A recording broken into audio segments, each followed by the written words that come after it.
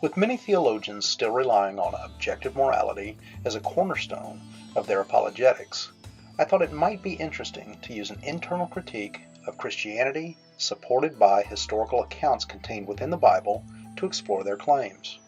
For the sake of the argument, one must be willing to not only grant the existence of a Christian-like God, along with all of its attributes, but you also must be willing to grant the Bible, at least in part, is inerrant.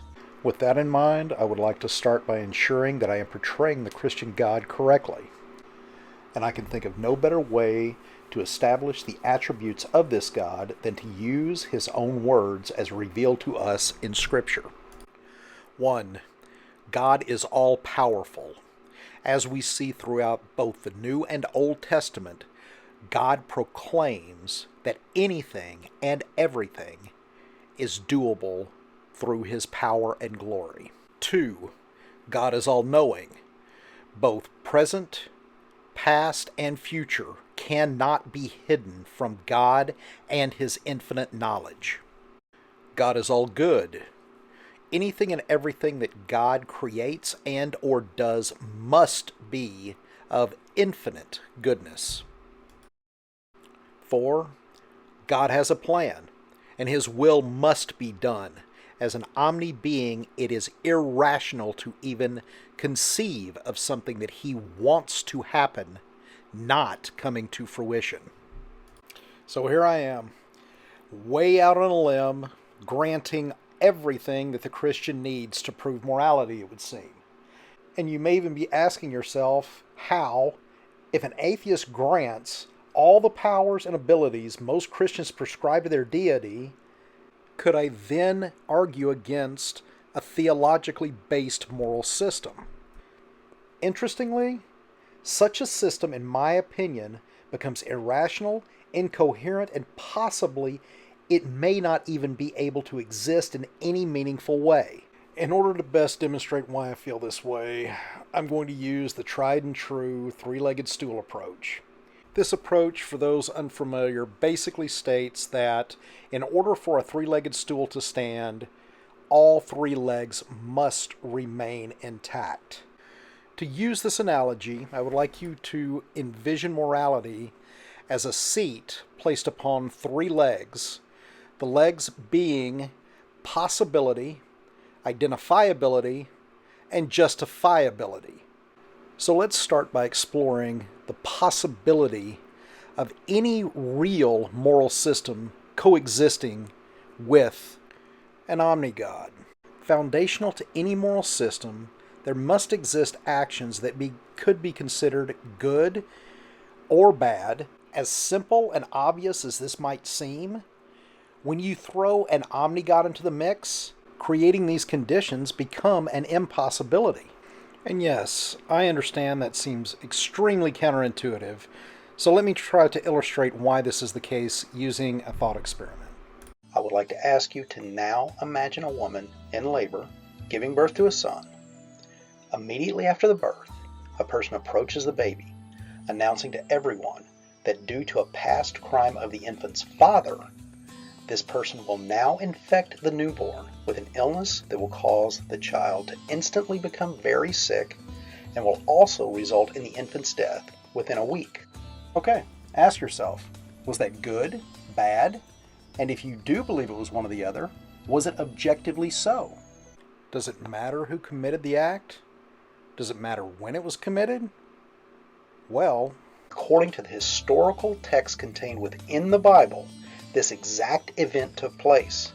And in fact, it was the Christian God himself who was the person infecting and killing the newborn child. Once we come to understand this, we must also accept that because of God's nature, not only was this action good, but the best of all possible actions. And, as I am sure most of you are well aware, Scripture provides many examples of God acting and ordering others to act in a way that without his involvement would have been considered at least morally reprehensible. But again, due to God's participation in those activities, we must consider them to have been absolutely good and objectively moral.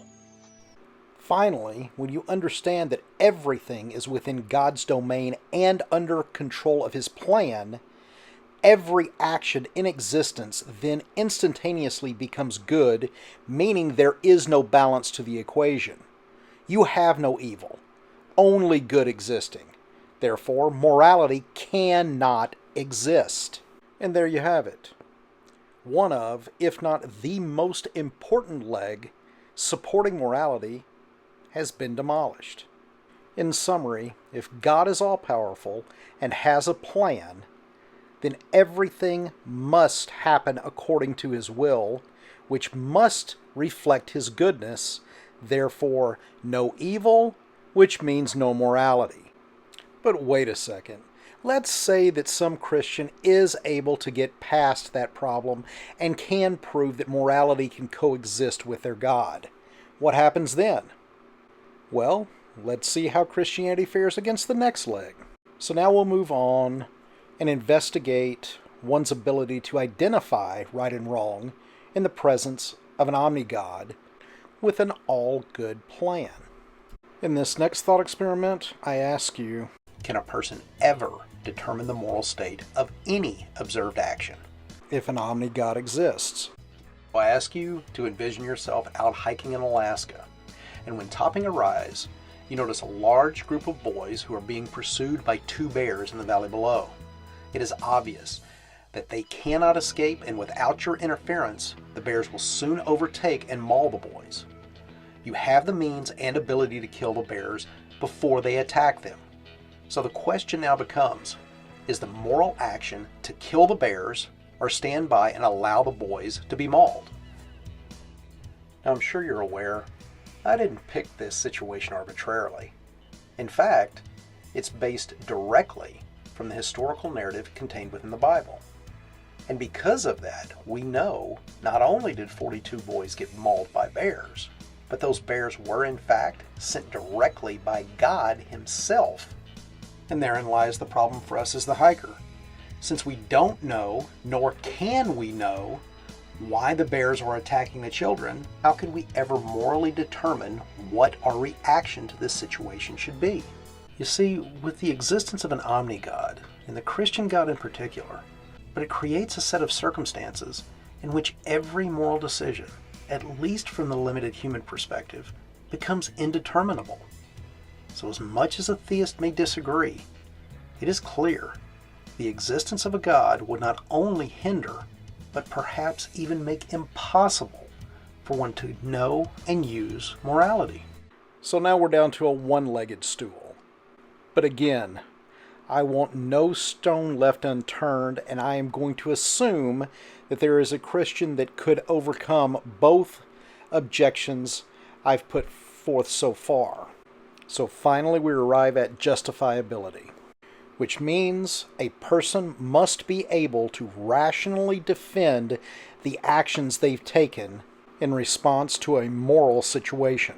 So again, let us take the advice of our Christian friends and turn to the Bible to see how God has His followers justify their actions, and maybe even how He justifies His own. In short, if we look at the kings that God directed, everyone from Joshua through David, they were all commanded to not only overthrow the other countries, but to utterly destroy them, killing everything that lived, including animals and children. When asked why, the only reason that is ever provided in the Bible is because God directed those actions to occur. Or in other words, God's people must show blind obedience and a willingness to follow orders without question. And when we move to the individual, again, we see nothing but, I told you to do it, therefore you follow orders. Or in Job's case, who are you to question me? So I ask you, is blindly following a leader, regardless of how powerful that leader may be, justification in and of itself to commit any action? If not, I challenge the Christian. Please provide me anything in Scripture that would demonstrate otherwise. However, I fear this is the only justification that can be provided when dealing with directives from God.